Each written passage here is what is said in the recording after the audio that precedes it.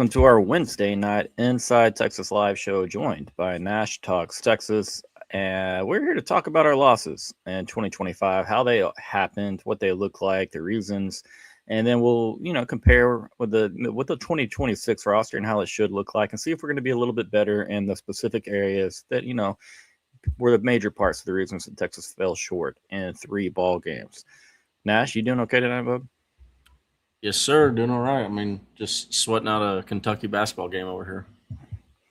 Yeah, there you go. Texas basketball. What score now? I just walked in the door right when I was getting home. It was a 7-point game, 5-point game. Okay, manageable. Still work to be done. Chris, appreciate you being here, my man. If this is a Top Gun reference, again, sorry, I'm going to be. Well, obviously, I do know it is a Top Gun reference. Sorry about that. We'll work on it again. Haven't seen it. We'll get on it. But first, guys, go ahead and hop on over to Inside Texas. Come join our community right now. New members can join for $1 only. You can find a link to Inside Texas in our description below. It should be the very first link that you see. So yeah, come join Nash, myself, Justin, Eric, Evan, all the guys hanging out on Inside Texas, talking ball, talking Texas sports, not just Texas football all the time. All right, so tonight we will look at the losses to Ohio State, Florida, and Georgia. We'll kind of get into the meat of how those happened, and if Texas should be improved in said areas in 2026. And unfortunately, you don't have to go too far down the schedule to find that first loss of the season. Back on August 30th, Texas lost at Ohio State, 11 o'clock kickoff here to the Buckeyes, 14-7. I think this one's going to be pretty easy to break down. You have a game in which Texas allowed Ohio State to cross midfield just 2 times. If you'd have heard that going into the game, if someone told you that was reality, you would have said Texas probably wins by double digits. Unfortunately, that's not the case. The offense definitely let us down. Ohio State seemed to kind of pack things in and not really, they protected a young, inexperienced quarterback in Julian Sand. Didn't really have to break out too much of that offense and, get too deep into that offensive playbook. But, all right, Ash, what were your takeaways from Ohio State in that loss? Who shined, who did not? And will Texas, be a little bit better there in 2026? Yeah, I mean, immediately when I think about the Ohio State loss, I think about the one drive where they did actually go and get a score on 4th and goal, and that drive gets extended with 2 penalties, and it's like they're in a situation where they're not even in a position to kick a field goal. Versus when Colin Simmons, I believe Colin Simmons has a face mask penalty or a personal foul, whatever. 15 yards extends the play or extends the drive, and then you add on top of that, we get in the red zone, or we get like within, what was it, like in the 10 twice, where we don't go for a field goal, and we could easily have 6 points added on the board. It's just, you take those 6 points, it makes that final drive where Texas is right at the 40. It makes that a lot different. Maybe you're even in range where you could think, hey, Shipley, he's hit a 58-yarder at Texas State before. I mean, it's better than a Hail Mary. Then you go back. Then you go to the multitude of slants that we just couldn't. I mean, couldn't throw a 5-yard pass over the middle of the field wide open. It just, all these things start to add up, and you're like, man, why? If you just reverse any one of these things, Texas actually has a probably pretty decent shot at walking away with a win in Columbus. No, I mean, yeah, you could pick on a litany of different things, and that would have been able to make up for that one touchdown difference. No propaganda. We're talking losses tonight, buddy. There is no propaganda. We're going through hell tonight. We're revisiting trips to Columbus, Gainesville, and Athens. But Jay, I do appreciate you watching. Appreciate the super chat. What is the score of the Kentucky game now? Let's pull it up and see. 76-80. Texas is down. Hey, you never know. A $120 that's an eternity in basketball. So anything possible there. We'll say the fellas definitely playing a little bit better. Effort defensively, they've been better. I mean, A&M is a decent basketball team. Doesn't feel good to lose that one, but you look at how that happened. I mean, it was the first couple of minutes of that second half that really got Sean Miller and the fellas there. But no, back to Ohio State in that loss. I mean, you're right. You want to go pop up the fact that Ohio State ran for a little over 2 yards a carry. Julian Sand only had to attempt 20 passes. But yeah, Archer's numbers were were not something that where if you looked at it, you'd be like, oh yeah, Texas definitely won that football game. Too many missed throws. Ohio State has a really good defense. It was the start of Shouldergate. Again, a fake news report put out. Arch was okay. That's not why. Yeah, that sidearm mechanics, a very He's sped up grimacing. process. Oh, stop. We'll get to the Florida game in a minute, man. That's already giving me PTSD right there. But no, I mean, so yeah, it starts from the very beginning. Arch, I'm not going to call Arch the sole reason that we lost that football game. Nash just talked about it. Yeah, far from it. But was he at the forefront? Potentially, absolutely. The defense did its job as far as a points, a yardage total. I think Ohio State just had a couple hundred yards of total offense in that game. Again, mentioned they ran for just over 2 yards a clip, but just Texas couldn't finish a drive. Nash just said it. So I think, it's a combination of Arch's play, Arch's inexperience, his sped up mental process, and then, obviously the inability to finish drives. 5 times Texas crossed midfield. Texas scored 7 points in that game. Nash talked about the 4th downs and the decision to go for those, instead of kicking field goals.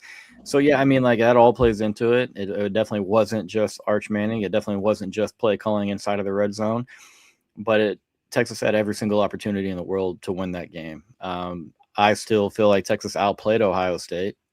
It's just a matter of, points are ultimately what matters, man. Ohio State makes a big play early in that 4th quarter to Carnell Tate, where he beats Jalen Gilbo.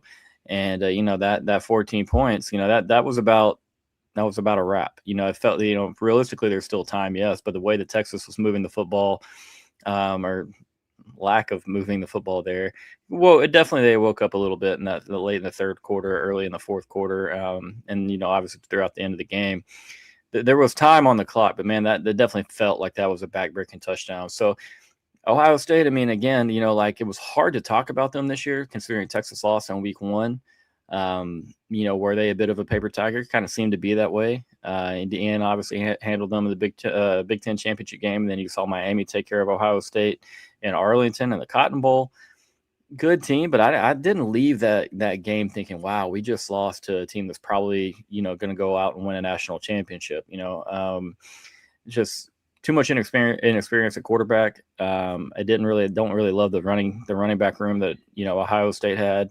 But yeah, like you said, Nash, you talked about the 4th down and that touchdown to CJ Donaldson that they had. They made the plays. Texas had plays inside the red zone. They had a couple 4th downs they didn't pick up. Ohio State had 1 4th down in the red zone that they turned into a touchdown. And so, that's what the difference ultimately was in that game. Again, Texas wins that game. They probably you probably have a few of the issues, because Texas ran the ball pretty dang well in that game. What did we run for, like 150, 160 maybe in that one? We had a good running day, but at the same time, it was like I do remember fans were like, "Hey, where's the explosive runs?" this is all. But at the same time, to what you're saying is the thought process was, oh, we were able to get all that without having an explosive run. Wait till the explosive runs come, and as we now know, they weren't. Yeah, again, like at that game, I feel like it gave a lot of people a lot of hope and promise for what this ground game could look like. You know what I mean? I think, like you just said, I was sitting here thinking like, man, I saw a lot of things that give me a lot of confidence for this season that I didn't necessarily have a couple weeks before the season started. Specifically the run game, how that would look. Texas was able to run a lot of gap concepts and move Ohio State around a little bit. You just didn't finish any drives. Again, Arch, I definitely think I'll pop that one back up, Chris. Arch plays the C game and Texas wins in Columbus. I think that's a very, very fair statement. I would even go as far as saying if you played a C game, they probably win by 2 scores. But again, you don't know how Ohio State calls that game in the second half offensively. If Texas was able to put up points, if they were moving the football, but that can go both ways. Would they have been a little bit aggressive against a pretty good Texas defense? What we thought would be a pretty good Texas defense. They had their moments, no doubt. Don't get me wrong. But it was a secondary that definitely wasn't buttoned up. And once teams later in the season, as we'll get into here in a moment, started to challenge them a little bit more, that secondary was exposed some. And so, does Ohio State open it up and get a little bit more aggressive potentially? But I do agree. I think if Arch plays the C game, Texas definitely wins that one. I would argue that he did play a C game. Uh, and the reason why I say this is there's probably 3 or 4 runs that I can think of off the top of my head where Arch Manning is breaking out of sacks and he's breaking out of like a lot of pressure in the backfield, and he's making positive plays with his legs. Now the arm, if you're looking at specifically passing, that was not that's a D and F easily. Yeah. But when you consider his ability to run the football and evade the sack, I mean, I walked away thinking, man, I got as soon as he gets this accuracy stuff, buttoned up, like I got a lot of confidence in this dude because he was making some plays out there with his legs, but his arm was just too inconsistent. And I mean, but here's the other deal is too. You saw he had some really nice big time throws where he was actually manipulating defenders with his eyes, and Chase Daniels had a really good breakdown of it. But he had some big time NFL level throws. It's just that the consistency was not there at all. Yeah. No, I definitely agree with you. And those big NFL level throws that you saw, or those NFL level throws that you saw being made, those were all throws that, a lot of them were in the second half, and some of them were like he's making those throws almost because it's like we don't have any other option. Like he has to take a shot here, and it showed you, like you're saying, it kind of showed you like the potential that Arch has, and the fact that like some of his big time throws are a little bit different than your standard college quarterback and his big time throws. I definitely am going to give him a C at best in that game. I can't go any higher than that. He did use his legs a little bit there. I remember. But I really would love to see him pull the ball early in that game on the 4th and 2, where we run the split zone with the RPO tag to Jack Injuries, because Arch could have walked to a first down off the edge. Arch could have dumped it to Jack Injuries in the flat. And so that's kind of wanted to lead into your question here, Robert, with that was the difference coaching. It seems like every year our offense is getting worse. I don't put that on Sark, to be honest with you. I think Sark schemed them up pretty dang well. We probably could have scored mid to high 20s, not even in a perfect world. If we could just execute a few small little things, you saw Texas almost put up, come back and tie the football game just in the last 5 minutes alone. They moved the football. It's just an execution. What matters is play calling perfect week in and week out. Absolutely not. And we've learned that with Sark, maybe more times than not, we're not going to have perfect, especially when we get in the red zone. But when Texas could not break a tackle on the ground game, and, I get, while it's a little bit squirrely sometimes, being a little bit too cute. One time, I think if Arch would have bounced a run outside there, I want to say in the third quarter there was a 7-point game. If he bounces a run outside, I think he would have scored. And so I think we get tackled on the 2 or 3 yard line. Again, I'd have to go back and watch, but I'm not putting that on Sark. I think the defense was well prepared. I think that the offense did a good job of moving the football. You just didn't finish drives. And again, when we didn't move the football, it kind of feels like we beat ourselves more so than Ohio State did. Just look at the very first play of the game. And Sark is a very easy scheme, or a very easy pass schemed up to Ryan Wingo, if I'm not mistaken. Was it Wingo? And Arch, Arch just spikes it, And so again, that was Tamor. Was it Tamor? It was the flood concept Tamor. Yeah, there you go. And he just puts it in the dirt. Yeah, and you saw several of those throws from Arch. You saw a miss on the crosser. You saw the ball that Ryan Wingo dropped on the what would have been the game time drive. Like on the 10 on the 10-yard line or something like that. Well, this is like we're like on the 40, and there was that one too. Yeah, there's multiple of those. It's like 2nd and 5, and we run a drag from Wingo running from left to right, or the top of the screen to the bottom, and Arch shows it just enough behind him to where Ryan really has to kind of not make an acrobatic catch, but not make the easy catch that you should be having to, or should be getting there when you're running full speed this direction. And so, yeah, that turns into a drop, and then you saw Jack Injuries, or there's one play after that where the ball's thrown just slightly behind him. And so ball placement, everything, I mean, it was far from perfect in that first game with Arch. And, I, again, chalk up a lot of that loss, specifically 2-16. Now, y'all have heard me defend the guy, okay? I'm just trying to keep it real at all times. We're going to call it how it is. When Arch plays well, we're going to talk about it. We'll talk about why. If he doesn't play well, we're going to try to talk about why he didn't play well. And all that to me was just he was very sped up. It looked like his mind was going at 1 billion miles an hour. Therefore, it sped up his body. And so I think that's why, a lot of people were asking if he had the shanks or if he had, they're using all the different terminology. Some people were saying he was hurt.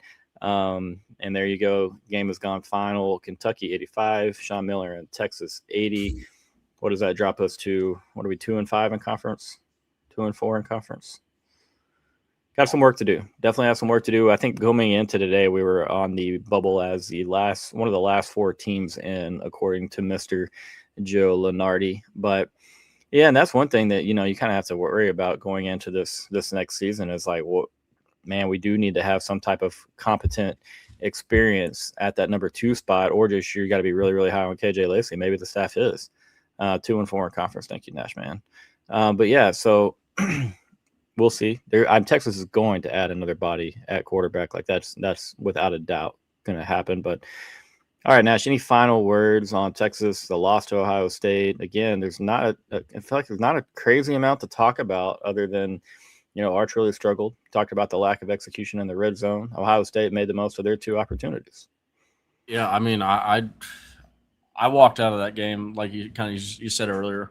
I felt really confident leaving that game, even though we lost. I mean, I felt like we outplayed Ohio State. I felt like the defense for sure.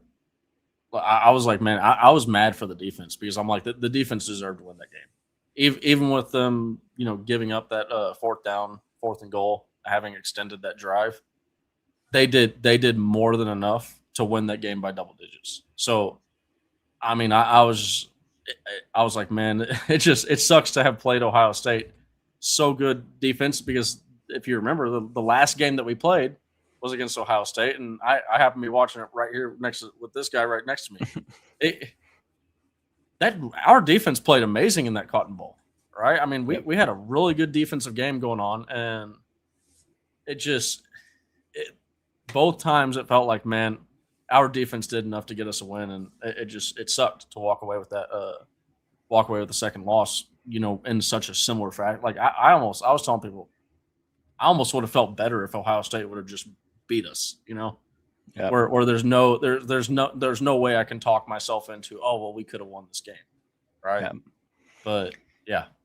Well, unfortunately, we didn't really see the way that Texas played offensively turn around over the next month of the season. You know what I mean? That's when we have confidence walking out of that loss, but then you see the same type of offensive execution and production with San Jose State, with UTEP, and you're starting to say like, okay, maybe this is just who we are, which is kind of leading into the trip to Gainesville that Texas had. We're going to talk about that in one moment, but first, let's hear a word from our first sponsor of the night, Luxe Kitchen and Bath. Are you ready to love your kitchen and bathroom again? Luxe Kitchen and Bath will bring that to life. Luxe has been offering high-end kitchen and bathroom remodels for 3 generations throughout the greater Austin area. With 5-star review after 5-star review on Google and Facebook and an A+ rating from the Better Business Bureau, you can put your faith in Luxe Kitchen and Bath's award-winning designers and skilled craftspeople to bring your dream vision to life. But that's not all. Luxe's all-star team also provides full home remodels, large additions, and even commercial build-outs as well. So call Luxe Kitchen and Bath at 833-358-LUXE today, or visit luxekitchenbath.com to discover where quality meets luxury and begin the process of transforming your home. Get your free quote today by calling 833-358-LUXE. That's LUXE, or by visiting luxekitchenbath.com. Contact info is in the description. Alrighty, so leading into Florida, and I'm gonna go back on this. I'm gonna pat myself on the back one more time. I made a terrible prediction that turned out to be a great prediction. But going into the season, I said that the Florida game would be more difficult than the Ohio State game would be for Texas. I said that I was much more concerned about losing the game in Florida than I was losing at Ohio State. I felt very confident about that matchup with the Buckeyes, and the way that all turned out, I guess, in a weird way, a little bit right there. Florida was a lot more difficult of a matchup. I do not feel like Texas outplayed Florida in any capacity. It felt like Florida could have beat us by probably 2 scores or maybe even 3.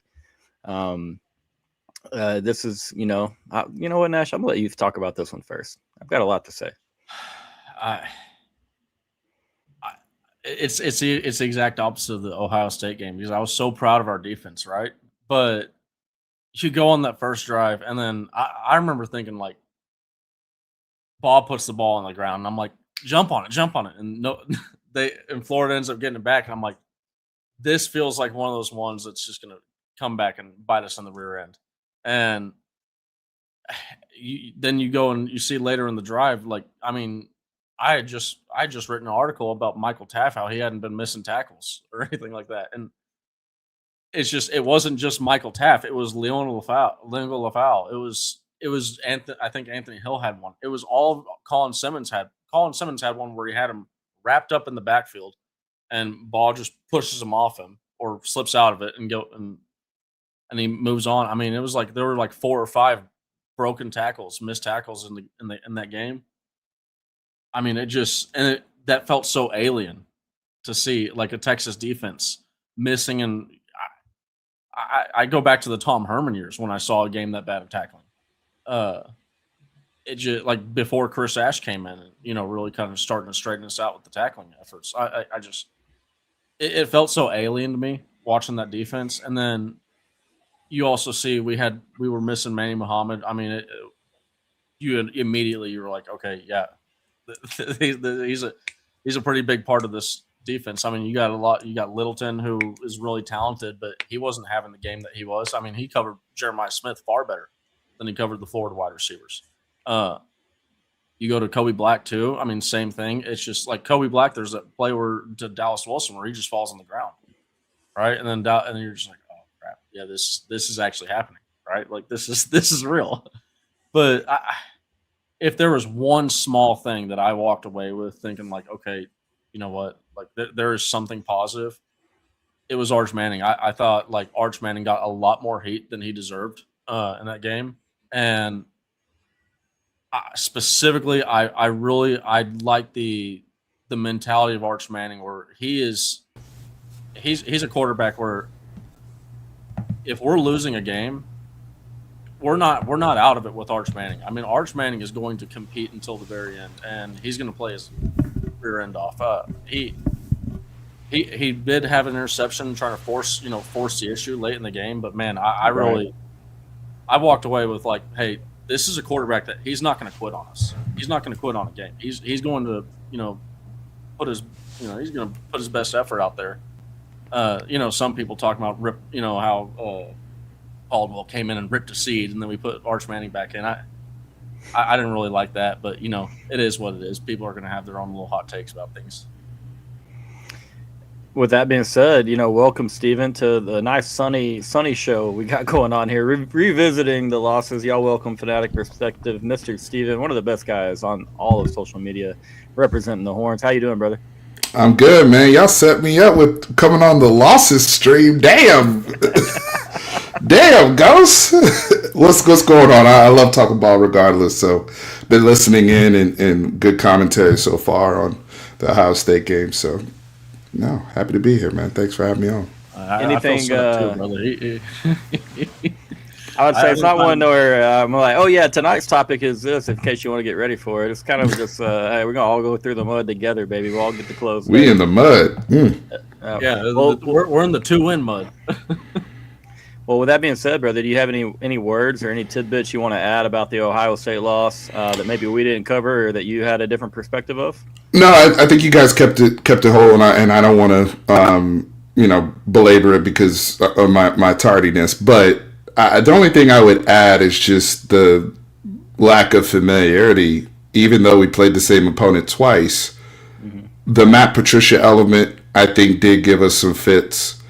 I do think the Brian Hart line, him calling plays, and that wasn't as much as an issue so much as the game fell into his lap in terms of protecting his freshman quarterback and they had a better understanding of the game, of the style of game that was going to be played that day than we did. We realized it too late. Yeah. And I think our expectations as fans and the national expectations on Arch. Remember how much was on Arch's head before August 30th. People were expecting to see a Heisman Trophy winner. People were expecting to see fireworks. Nobody, and look, first game or not, all those things aside, no one was expecting a Steve Sarkisian offense to go up there and only score 7 points, especially off of a disappointing offensive performance in the Cotton Bowl. And we're looking at it like, hey, there's no Jack Sawyer here. There's no JT Tuamalo here, right? A lot of these guys on that Ohio State defensive line who were a part of the national championship crew, they were they were also playing their first big time game as a starter, right? And so it was a little disappointing that we didn't recognize that type of game and the performance that we did waste from our defense. I think they only crossed the 50 twice in that Ohio State game, right? And so understanding that, because I think that actually plays into, I don't even look at these as losses. I think they're lessons learned, Ghost and Nash. And I also look at it as lessons learned from, somebody's talking about Indiana in the chat. And I always watch things like the national championship game because it's like, what are we learning from this, right? And one of the things you recognize even in the national championship game is Indiana understood what type of game they were in, right? Miami played just as well. Miami was just as physical. But when it came down to those key, gotta have it, situational moments, this is a ball control, more defensive type game. It's going to come down to a handful of plays, just like it did in the Cotton Bowl with the Travion Henderson thing, right? As well as y'all play, y'all can't give that up, right? As well as we played in Ohio State, we can't give up the Carnell Tate 50-yarder on Jalen Gilbo, right? And so, and then we don't capitalize on our moments. I look at Miami kind of the same way, right? So those are lessons learned going into next year, especially with a veteran quarterback now of, hey, and those gotta have it moments. And we'll talk about it with Florida as well as Georgia later on. It comes down, the whole game could be completely different if not for certain things. So those are the only things I wanted to add for Ohio State. Oh, well said, man. A good perspective add right there. Definitely think, knowing what type of style of fight you're about to be in, it definitely matters. And you again, I very early in that game, you could tell Ryan Day and Ohio State they were going to be calm, cool, and collected with the idea that they could protect that young man at quarterback. They could get it to their playmakers in safe situations and force Texas to drive lengths of the field and put up not just drive, but to put up points. And again, it was something I would say Texas didn't have a lot of success doing on early. Yeah. And the only other thing too is they had young guys. Julian Sayin was clearly being protected at that point. Oh no, yeah, no, right. You mean to tell me, Steven, it wasn't? Oh, we had a lead, so that's why we weren't. That's why we kept the offense vanilla. It's not like, no, it's not like Texas had. I think what was it, 48 straight games with the turnover, or something like that. It was something ridiculous. Like we had a long turnover streak, and it's like, yeah, he's a young quarterback going out there first time. Right. Honestly, looking back at it, the key should have been we have to do whatever we can to get a lead early, make them play. Right. Yeah. They never had to play because they play when you're playing with a lead and you have young players. Think about this, guys. We didn't even see Bo Jackson. Their real starting running back, they didn't even roll him out because they didn't know yet. They didn't know. Ohio State hadn't really found out what type of team they were going to be yet. They didn't. They went super conservative for a reason because they knew our defense was really good. And they didn't want ball security challenges, so they went with the veteran, right, in C.J. Donaldson to play us. We didn't play their real runner. And they hit him for a reason. They hit Sayin for a reason. So those are factors as well, right, that we got to consider, when we're assessing the whole game. Yeah, absolutely. It's another good point. C.J. Donaldson ended up being running back 3 for them, by the time the season ended. And again, definitely a game that felt like Texas probably outplayed Ohio State, but a game you learned a lot from about, who you are, how far you still have to go. But with that being said, looking at Florida, Nash, you mentioned it. It almost felt like a bad omen when Michael Taft wasn't able to scoop up the early fumble.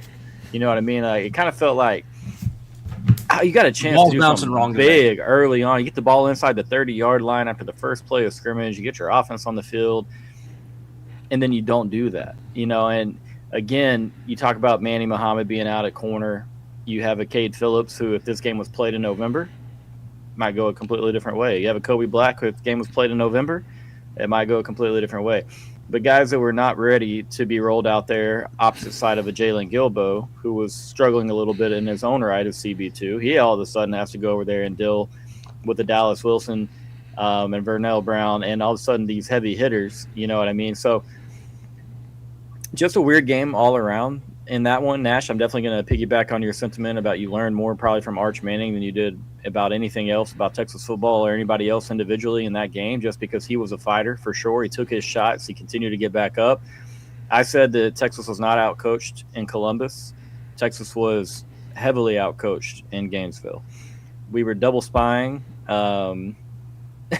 DJ Lagway at times. I'm trying to spin through my head and find that highlight of DJ Lagway and him using those wheels that justifies dropping 2 spies on him at one time. Can't do it. Not trying to knock the staff, but again, that it was puzzling. A lot of things. We couldn't really protect Arch Manning, but we still want to dial up long developing play action shots down the field, and that doesn't help that O-liner Arch Manning. And to that point, I think that like what you just mentioned right there is also probably one of the reasons why Steve Sarkisian moved on from Pete Kwiatkowski and went to a more aggressive guy in Will Muschamp. Yeah. I mean, it's all aside from all the the mentality things and all that stuff matches up with Steve Sarkisian's offense and what he wants to do, but you can't have that happen in these games, right? There's got to be a justification for why you 2 QB spies is just, I mean, especially with Lagway, who's not like you said. There's some quarterbacks I can justify it. Yeah, no, I mean, you can justify it with Arch Manning, you can justify it with a few other guys. But it's like, Lagway, not the one. It's not the one. But again, the offensive line performance was less than stellar. You saw a really bad game from the interior of that offensive line. Brandon Baker struggled at right tackle. Stephen Wilbur, some of your takeaways from the Florida game, got to be a billion of them, man. It was a tough day.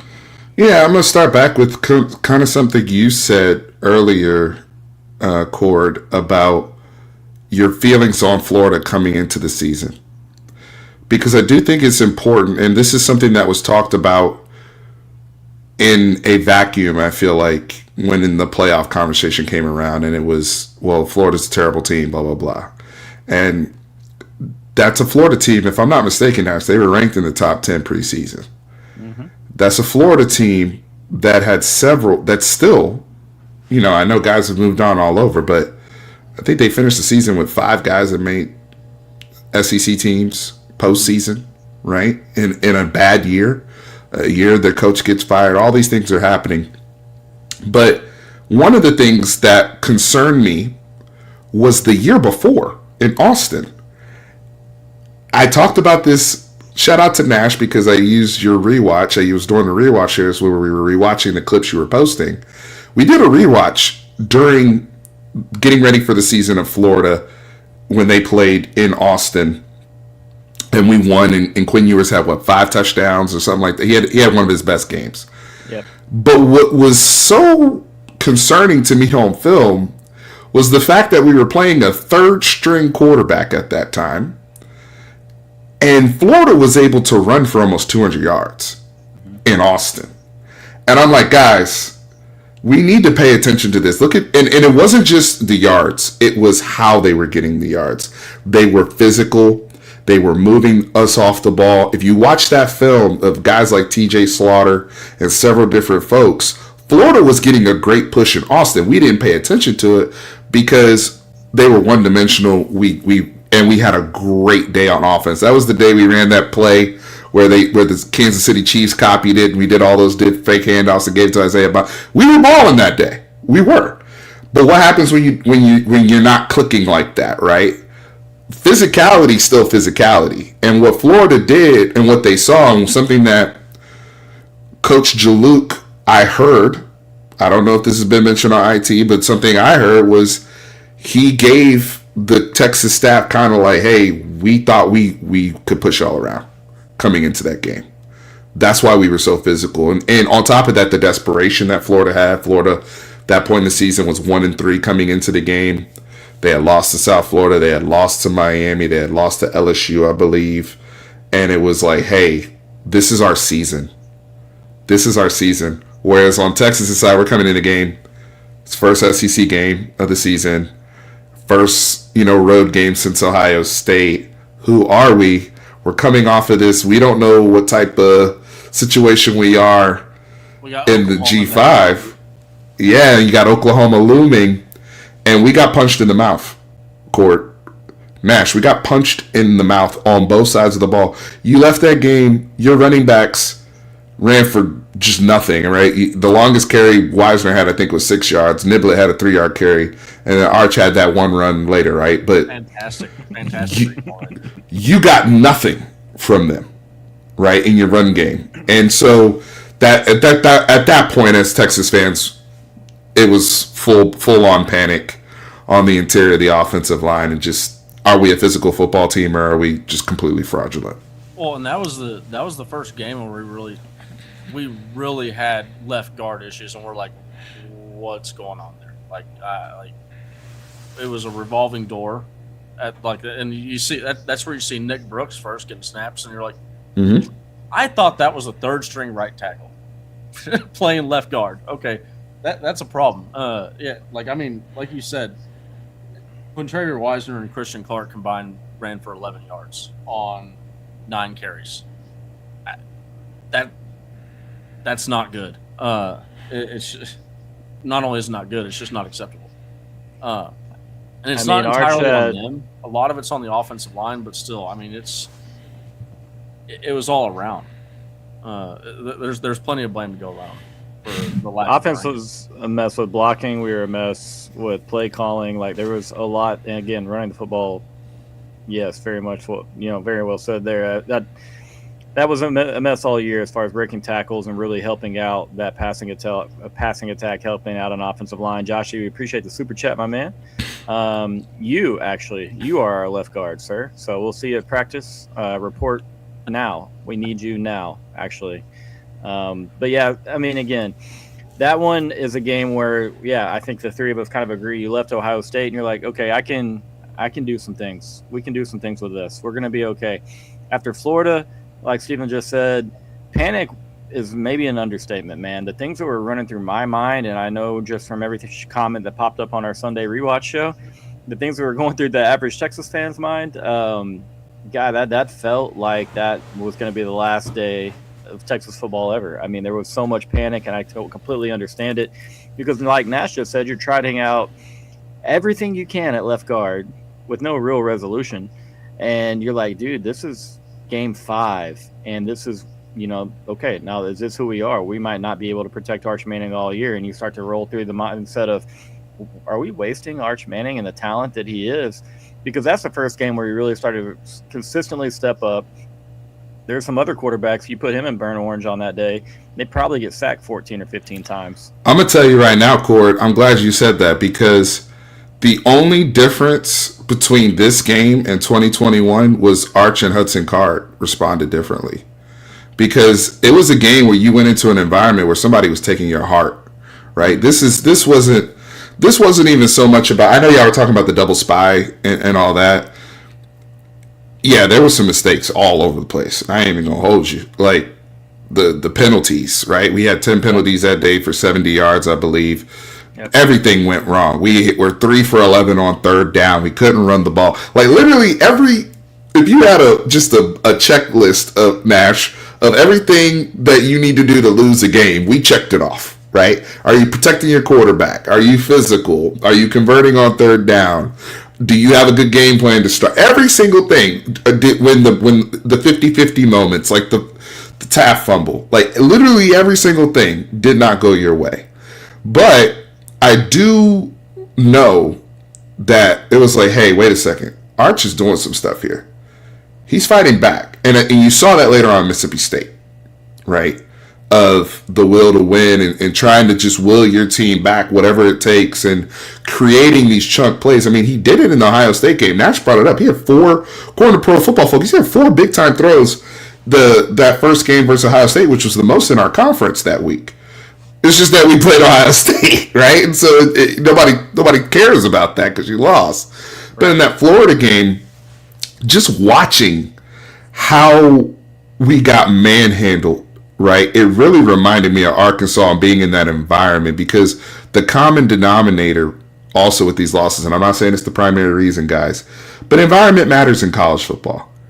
You went into Columbus, one of the hardest places in the country to play, and you lost. You went into the swamp with the team. I know they were. I know they weren't a good team, but they had talent. They were still 90-something% blue chip. Their fans showed up for that game too. It's so hard to play in the swamp. You lost to Georgia, right? You lost between those are the three environments you lost in, correct? Are all pretty tough environments. Right. 6-0 at home. Right. So for Arch to still respond that way, it was a silver lining that I think was something that we had to appreciate over time after the game. I think in the moment we were so pissed off about A, losing to Florida, B, the physicality and all those other things that, the things he did show. I remember Eric posted a video and was like, of him rerouting and doing that big throw down the post to Wingo. I was like, does this guy look like he quit? Like, there's signs here, guys. Right? And so we need to highlight that as well, in my opinion. I mean, people forget, we were down 8. Arch Manning willed us back into a spot where we were throwing the ball from the 50-yard line to Wingo down, and this is in all honesty, going and looking at the high when I do the Cam Culinary play. If we got Cam Cullen on the side, if we got Cam Cullen on our wide receiver corps, we might have a shot to come back and get that 8 points, right? We might have that shot. So it's just one of those deals where, as horrible as that game was, it was we're still chunking the ball at the end zone with 8 points, and we get 6 points. We're 2-point conversion. That's it. We're going to OT. But yeah, to your reference about Arkansas, I would say definitely those 2 games are in my top 5 worst every plays that I've ever put out there. I did not have fun. It's one of those, you sleep through the alarm on Sunday a few extra times, just knowing that you're going to wake up and have to deal with that. One thing you said, Steven, that I didn't touch on that I think is underrated, and it's definitely not something you can go say to the Twitter crowd, because they're going to tell you a lot of things. Actually, none of them are Preach. But when Florida is 1-3 and they have a bye week, and you're playing for your coach's life, yes, desperation definitely sets in. Your back's all the way against the wall. Texas took the tough end of that. You know what I mean? That's part of college football. That's part of sports, part of athletics and competition. There's going to be those days. And again, people want to drag Texas, and we deserve it. We played like ass. We were absolutely terrible that day. But Florida played pretty well. You got to give Florida credit. They outcoached us. They were more physical, like Steven said a couple of times. They whooped our butt in the trenches. And those are that's how you go win a college football game. It's definitely how you got to win one in the SEC. Guys, we're going to go to second sponsored break of the night, Mr. David McClellan, and we're going to go ahead and talk about that Georgia loss. Keep having fun, guys. This is fun. Big financial decisions don't have to feel overwhelming. There's someone who can guide you every step of the way. David McClellan is a fiduciary financial advisor with Forum Financial, and he's working closely with his clients as a true financial life coach, guiding every aspect of your financial journey with expertise and care. If his name sounds familiar, that's because David was a swimmer at Texas and a member of several national championship teams. Today, he channels that same championship mindset into helping people win with their finances. David specializes in financial planning, and he's contributed numerous articles to Kiplinger on the topic of retirement tax bombs. And right now, David is offering viewers a free intro consultation to assess your financial situation. Do not miss this chance to get personalized guidance from a trusted expert. To schedule your free consult, email David at dmcclellan@forumfinancial.com, or you can call him directly at 312-933-8823. The contact info is in the description. Real one quick tidbit, because my guy's always here watching. DKW, he said Texas lost the Florida game in the bye week. Skipping to the end of that, that Sark didn't prepare, motivate, or influence the team to beat a team that ultimately finished 4-8 and fired their head coach.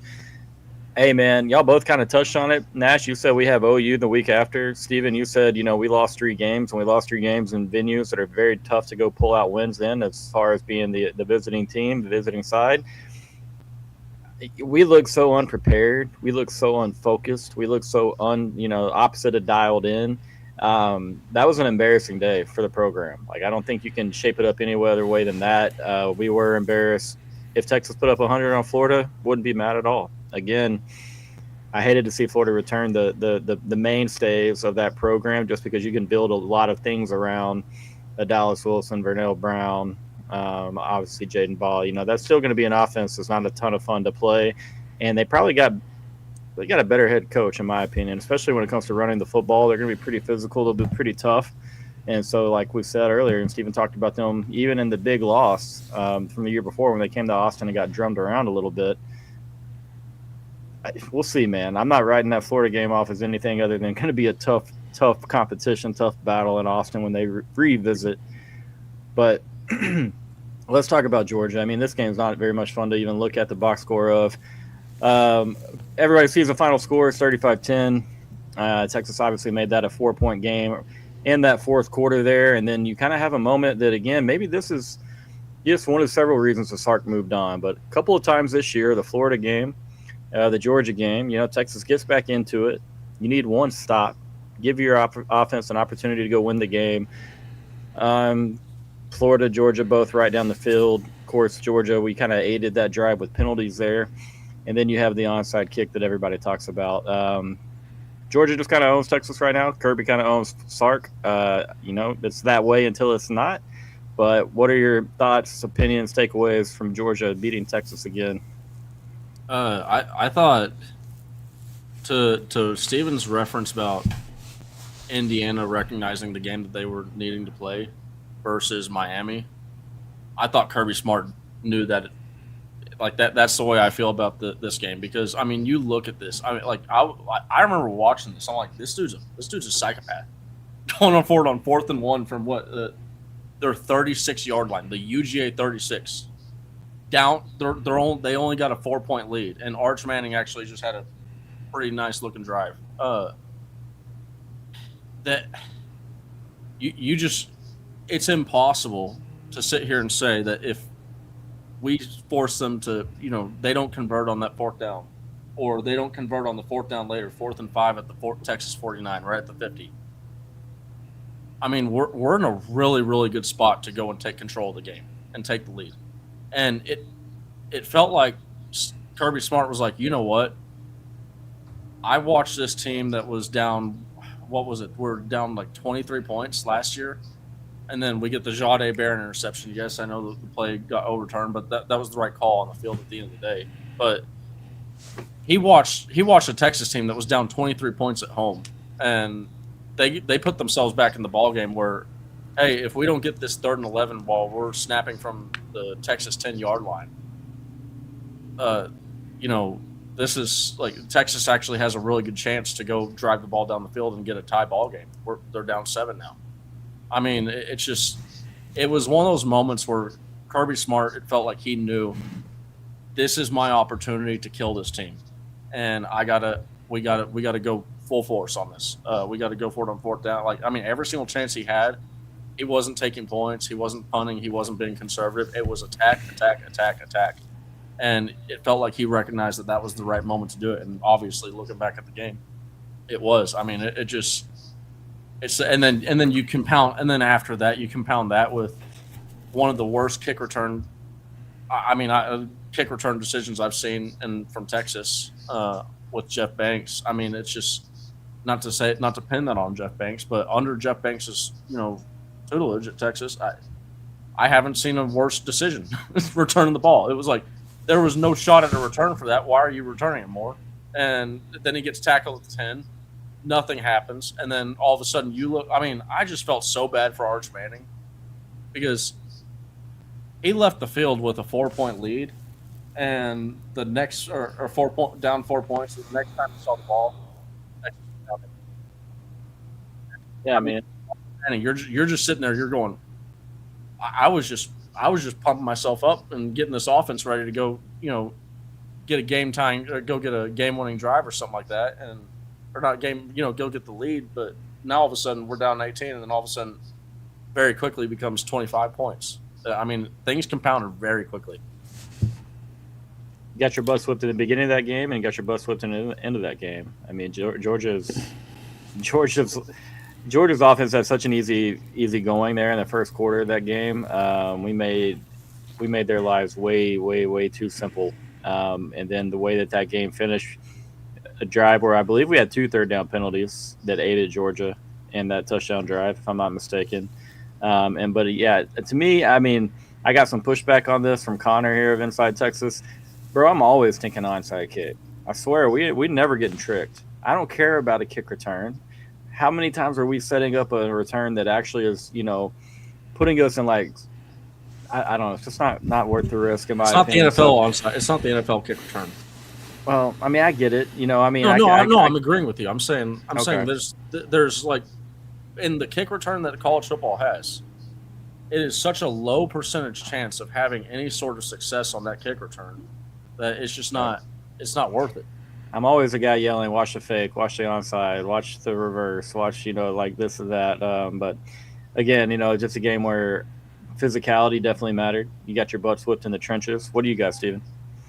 Yeah, I mean, kind of looking at it from the Georgia side, I also remember coming into that game, there was a lot of conversation. I know on my platform, I know Nash and I talked about it behind the scenes, you as well, Cord, about, Georgia's pass rush, right? And the minimal amount of sacks that they had at that point in the season. And, this not being the most typical Kirby Smart known defense, Georgia was really more so offensively led by Gunnar Stockton and that crew. And I think we also saw, because we got to account for this too, right? The same way our football team had grown up, in the way we finished the season, other teams are scaling too, right? And I think we saw the beginning of that scale for a very young Georgia defense where they really started to put some things together. So I also want to give them credit for some of the things that they were able to take away at that point in the year that we thought we had figured out. And still had success on later on. Sometimes it is the opponent, but the situational stuff just bothers me. I think I don't want anybody to think that I'm being too light about the Florida game because I'm talking about silver linings, because lessons were not learned the way they should have been from the Florida game. I talked about 3 first downs, three for 11 on third down versus Florida. In the Georgia game, you're 2 for 12. We talked about 10 penalties for 70 yards in the Florida game. In the Georgia game, you have 9 penalties for 58 yards. David's talking about 1 significant penalty with the offsides call, right? So these things are not being cleaned up. These things are biting you in the butt. Cord, did you not just say we lost at the beginning and the end of the game, right? Well, how I was raised was, and something that coaches talk about all the time, is the first 4 minutes, the last 4 minutes of the second quarter, the first 4 minutes of the third quarter, and the last 4 minutes of the game typically are more important. There's weight to that. Those are big situational football periods that you have to win, right? You can muck around sometimes in the middle of the game, but if you win those 4 periods, your chances of winning the game are significantly go up, especially when you're not beating yourself. And Texas, and this is something that I'm really looking to see from Sark in 2026 with this group, however this roster finalizes, and with Will Muschamp now being on board, we have to be better in situational moments with our minds, with understanding what the opponent is trying to do, understanding what type of game we're in. There's that onside kick, and I know that was a situational moment in the middle of the game, but that onside kick, they noticed that our guys were turning their backs on kickoff return. That's scouting. Yep. And that falls on our coaching staff. Where's the self-scouting? Right? Because they're noticing guys are already pulling out to go, yeah, you're trying to get to your spot to go set up your blocks, but you haven't seen the ball get kicked yet, brother. Right? Because what I do remember about that onside kick is the only person that was even remotely in the area was Jonah Williams that had turned around. Everybody else had already left on a kickoff. That was probably just based off he's so damn athletic. He actually got himself back into play. It's like Jonah can move. Yeah. But and you're right. But it's just like Indiana again. Lessons learned from the champs. I'd say this every year, right? That's not happening in Indiana. All right. Oh, no. If it did, I would pay good money to see that Signetti reaction. I'd pay good money. And here's the thing. That can happen, Nash. if the other stuff doesn't happen. You can't have that happen and the penalties, and you can't run the ball, and you're crappy on third down. Yeah. It can't be all of it. I'm willing to give grace because Kirby's a great coach. And in games, Indiana made uncharacteristic mistakes. They had a kid commit a false start on Monday night that almost cost them the game, but they went and got it back. They didn't have all of those things happen, though. You know what I mean? So that's one thing that we won't know is fixed until the season starts, quite frankly. But that definitely got you beat in Athens. And it definitely has been getting him beat versus Kirby Smart, regardless of his roster. Regardless of Kirby's rosters. And now multiple rosters where he's done that to Sark. So that's what I'm looking to kind of see in terms of lessons learned from the Georgia game overall, Court. Well, and to your point about the lessons learned deal, the same thing that we were saying about Georgia's defense going into 2025 was the exact same.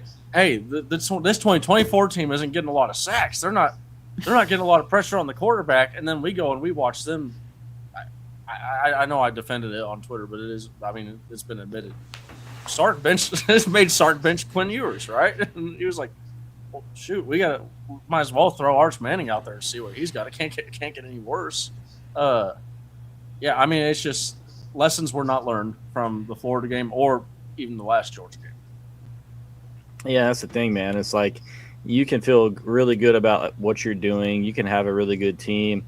There's always going to just be somebody that gives you more fits than the rest of the guys or most of the guys. And I think it's okay to say that Sark has a little bit of a Kirby problem right now as far as just how to get past that next roadblock.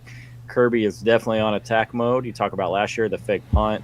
You talk about last year and just the way that he attacks that Texas offense, not sitting back on his heels and saying, I hope to be in a tight game with these guys down the stretch. It's like, no, hey, we're going to show up to their house. We're going to punch them in the mouth and walk right through their door. We're not going to ask to come in. And so that I definitely agree. I said several times throughout the season, here on Inside Texas, Sark needed to take a look in the mirror and figure out a lot of things about himself as a coach, as a play caller, as a leader. And I think that's kind of just parroting what Steven's saying right there. Does Sark learn his lessons? Has he learned what it takes to get through a Georgia, to beat Josh? You were talking about beating teams of equal talent to Texas and what Sark has had. That is definitely an issue. It's okay to talk about this.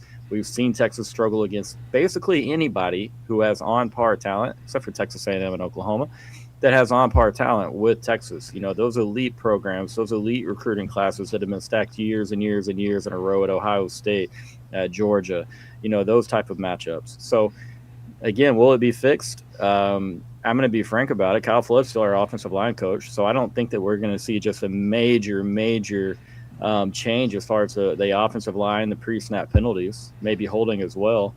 And that's not to knock Coach Flood. That's not to say that he can't be a good O-line coach. Sometimes a penalty is just a product of the system of your coaching, the way that you teach technique.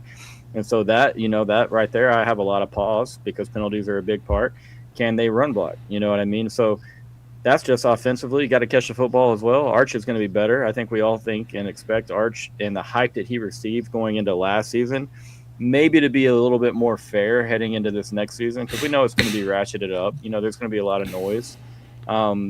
But ultimately, going in, I want to ask you each, whoever wants to first, feel free. Do you feel comfortable that the Texas and the positions that that we were really held back in, the positions, the plays, the issues that we had that cost us those 3 ball games, are we going to be set up in a better position to to win games like that, or is it something we truly won't know? Cord, I want to take this one real quick because there's 2 thoughts on my mind. Number one, to your point about the post-game comments by Kirby Smart. The post-game comments by Kirby Smart around, NIL and physicality. Physicality is the name of the game. I mean, the common theme to me, again, I keep referencing the national championship game, but the last 3 national champions, Indiana, Ohio State, and Michigan, was physicality. At the end of the day, nobody was going to sit up there and just whoop their ass. Absolutely not. Right? They may make mistakes. They may do some stuff. They may have an off day, but you ain't going to whoop our ass. And so I look at those comments because it takes me back to something else, Cord. The three of us were on here before the season talking about physicality with Georgia. I have a pretty good memory. We all talked about this before. If you go back and watch the conversation the three of us had here, it's almost identical to what we talked about after the game. That's what people are upset about, is when we recognize something and we're like, hey, have y'all fixed this? And then not only do you not fix it, but it goes exactly how we saw it go the last time. And that's the same problem we have with the penalties and the details. So yes, we can address the roster and we can address the hard part, getting the Cam Colemans and the playmakers. I'm with it. Let's go. But at the end of the day, in the trenches and when it comes to attention to details, that Florida, we just talked about Florida, plenty of talent, way more talent than their 4-8 record indicated. But at the end of the day, the details were there. And I'm not saying Sark is not like that, okay? He's established a floor at Texas, thank you. I mean, because some of y'all say, oh, you hitting on Sark. No, we trying to have an honest conversation, because if you go back and look at our conversation we had before the season, Nash, Cord, myself, we all brought up pre-snap penalties with Kyle Flood. That was a topic on a show that we did in like July, brother. In August. Then we go to the season, post game. We still talking about it. So no, I don't, but you got to show me at this point. And that's where the frustration sets in, to answer your question for us. If we get beat by something unexpected, that's one thing. But when you're getting beat by the same stuff that has been getting you beat over the past couple years in these type of games, we're not talking about every game. We're talking about the Georgias, the Ohio States, those type of games. Because Sark doesn't have a whole bunch of Floridas on his resume. He doesn't. Let's be fair. He doesn't. We're really talking about Georgia and Ohio State here. And the breakthrough, assuming we handle our business in the other games, is the details, it's the physicality, and it's the understanding of when, like Joshy said, when talent is equivalent, right? What are you bringing to the table beyond that? Beyond just, your skill set and your playmakers to go out and take a ball game from another great team. Basically repeating the same question marks, the same concerns that we shared on that show in late July, early August. It's questioning culture. It's the same stuff we were talking about. Seriously. The physicality. You can be on staff, man. Are we a culture? Are we as dialed in on the physicality, the culture, the little things, the detail? Kyle Flood in particular was brought up several times. Sandman, I got to tell you, this made me laugh. I hope you said this in the Happy Gilmore. That went like 400 yards. Is that good? Because every time I see that, my head goes there. And I think that's another thing. I mean, kind of you piggybacking on what Steve's saying, and I definitely agree with you on this.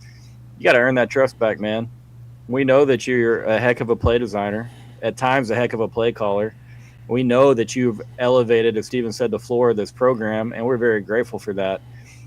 But there was once a time where I was like, Sark's bringing a title here. It's happening. I wasn't, I might not have been like guaranteeing it, but I felt internally that, hey, he's going to have Texas knocking on that dang door, and he has.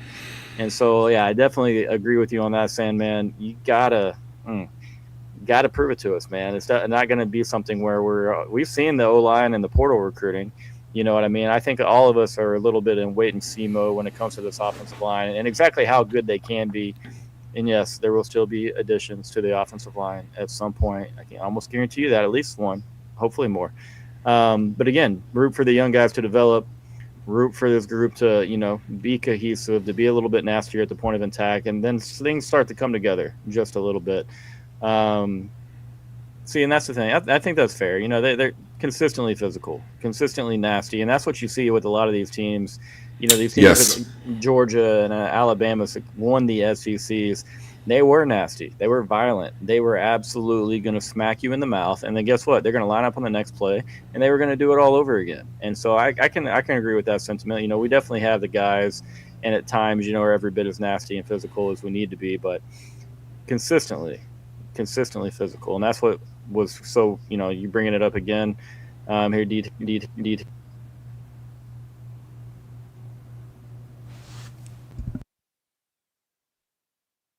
You're muted.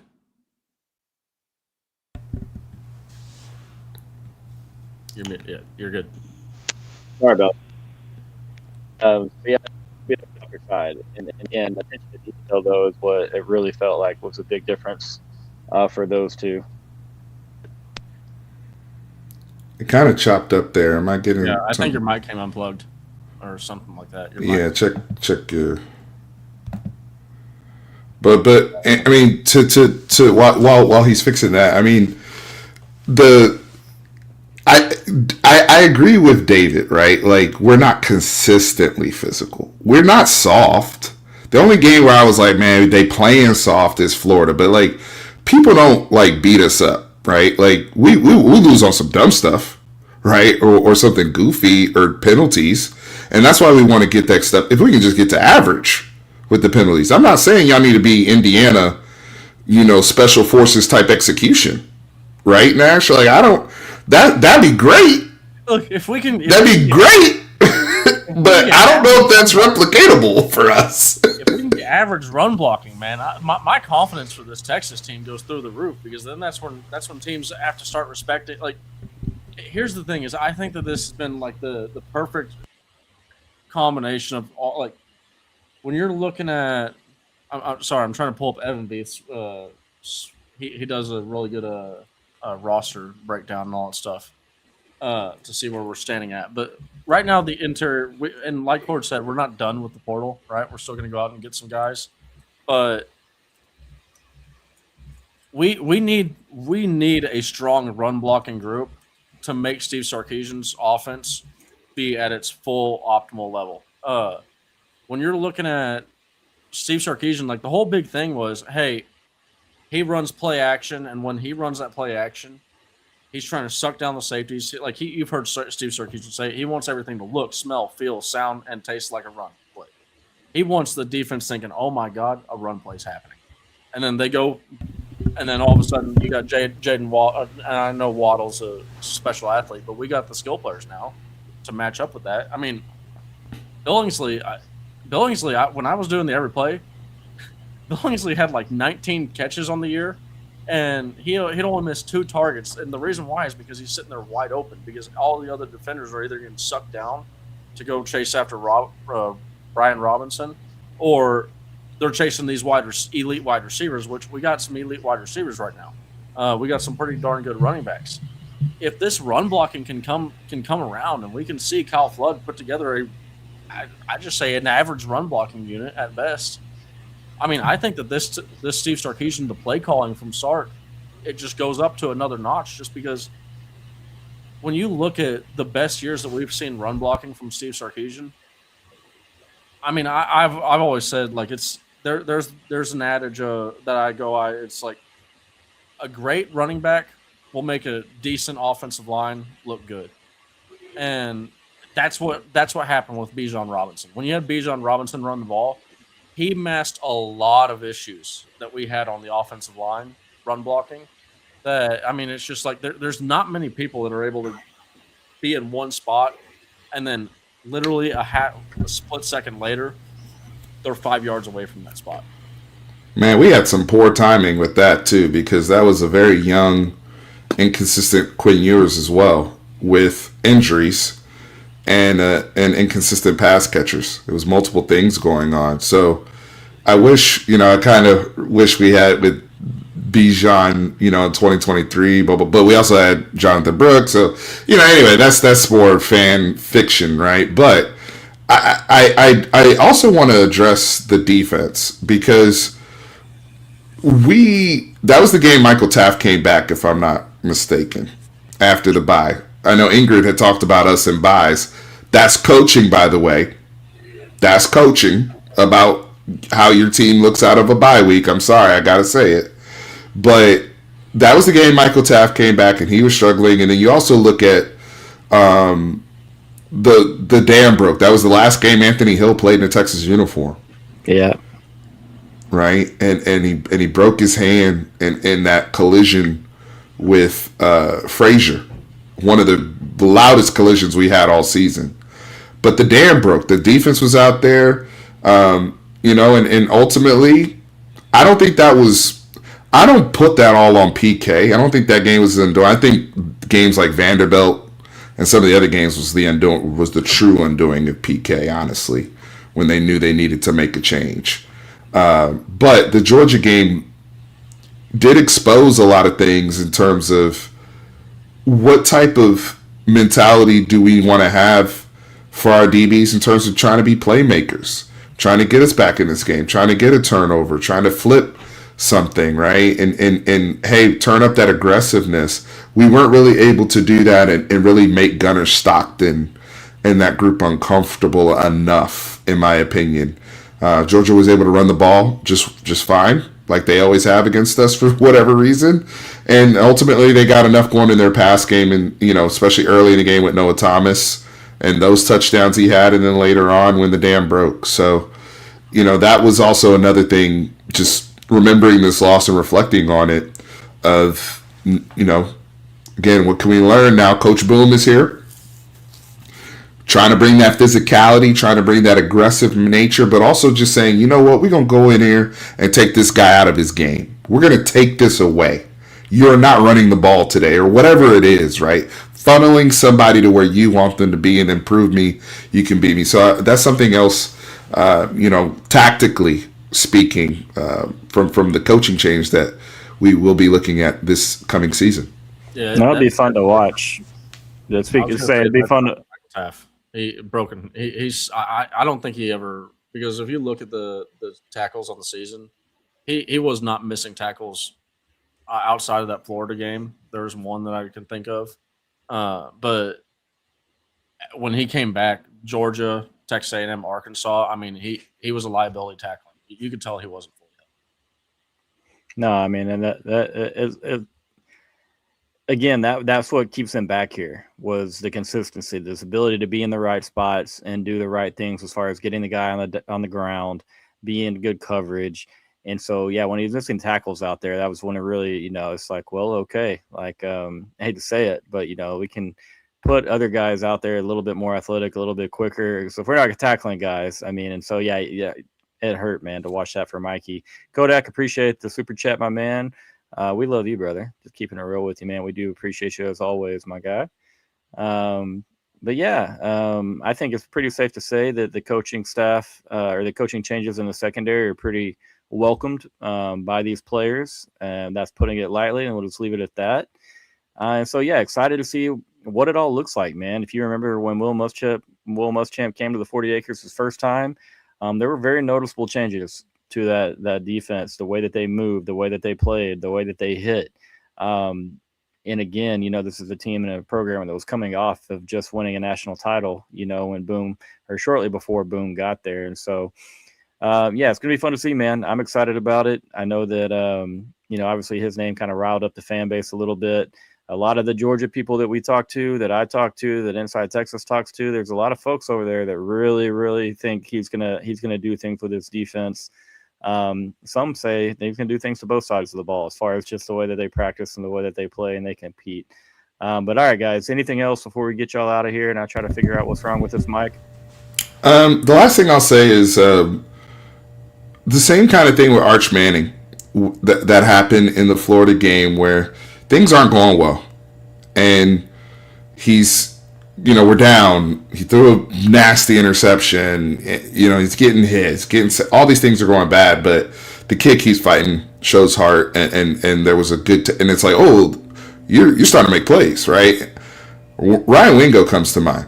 I don't think we can talk about this game without mentioning Ryan Wingo, because the drop that he had on that opening drive where we could, he probably scores on that, right? Like that's right. And we have to settle for 3, and then Georgia comes out on their opening script and they score, and it's, again, trying to play with the lead in these games, right? That's another thing. But Wingo responded. He did respond. I know he didn't have the most yards, but he did. He had that touchdown. He had the lone touchdown, 9 catches. And the one thing that I remember in the Georgia game, Nash, keep me honest here, but I felt like he started actually going up and making those contested plays. Hands catches, hands. He started using his hands. I mean, what a welcome sight it was to see Ryan Wingo. I'm looking up on PFF, so it might not be 100% accurate, but yeah, looking at that after that Georgia game. So basically, I'm pretty sure that the 2 drops came, early on in that game. After that, you didn't see a single drop. The only other time you saw a drop was versus A&M, which I'm not gonna harp on a dude when he makes a ridiculous catch in the end zone to save Arch Manning's butt. Yeah, he did. Yeah, like he really. Ryan Wingo had one heck of a response to end the season, and it really gives us a lot of confidence moving forward with him as a wide receiver. It does, because I was worried about. I'm like, is all he is a catch and run guy or a hand the ball off guy? He can't make no contested catches. He can't moss anybody, and like all of a sudden it started happening, and so that to me was encouraging. Crazy how that happens when he starts using his hands. And it's you know how this goes. You got to keep adding to that bag, man. Adding to that skill set, And so that's definitely one thing. If us three, jabronis can all sit here and notice, like, hey, bro, it's got to be a little bit more physical at the point of up in the air. Go a high point football. Go be an athlete. Use your elite athleticism and go make plays. You saw them bounce back, and it's a good point. I'm glad you added that, Steve, because again, it seems like Ryan's got all the right things going on in his head. You know what I mean? He doesn't go sit and pout. He comes back out and he makes plays. He's begging to go back in the game after Vanderbilt when he got hurt early on. He seems like he wants to compete. And so again, he's up on the Wingo hate. He doesn't. I see some hate over here. He's up on the Wingo hate. He doesn't even have to be wide receiver 1 right now. All right, so let's see what he does with another offseason. I know catching the football, man, it seems easy, and this isn't to make excuses. These are college athletes, college wide receivers. You got to pull these balls in. That drop early in that game, I think it was a little mesh concept. It was huge, man, because he probably walks in the end zone, and like Steve's saying, we didn't lead in the game against Ohio State. He didn't lead in the game against Florida. He didn't lead in the game against Ohio State, the Cotton Bowl. He didn't lead in the game against Georgia. You know what I mean? Playing with a lead and just seeing how the other team reacts. See if they step on their own toes the way that Texas has stepped on theirs in some of these games. So that's a good point, man. I'm glad you brought that up. I just want to say real quick, appreciate all you guys watching and being active in the chat, the super chats, all that stuff. Fun to see some same names in here every time we're on a show. So thanks for watching, and do not forget, guys, hop on over there. New members, folks just signing up, you can join for $1, become a member of Inside Texas Only, just a single buck. Come join the community. Steve, thanks for joining and hanging out with us here, man. Every time you get on here, you kill it. People love you. So big thank you to you, my friend. Thank you, my friend. I appreciate being on. Nash, good to see you as always, brother. Hook 'em, guys. I know this is a tough night to talk about, but again, just think about it in the context of lessons learned from all of this, and hopefully moving forward so we can see those improvements next year. But thank you for having me on, Court. I appreciate it. Yeah, anytime. Nash, thank you as well, brother. Any final words? I'll just take a note from Vic Schaefer, who is of all time. Praise the Lord and hook 'em horns, baby. There you go, man. Have a great night, guys. We'll see you next time on Inside Texas. Thank y'all for watching.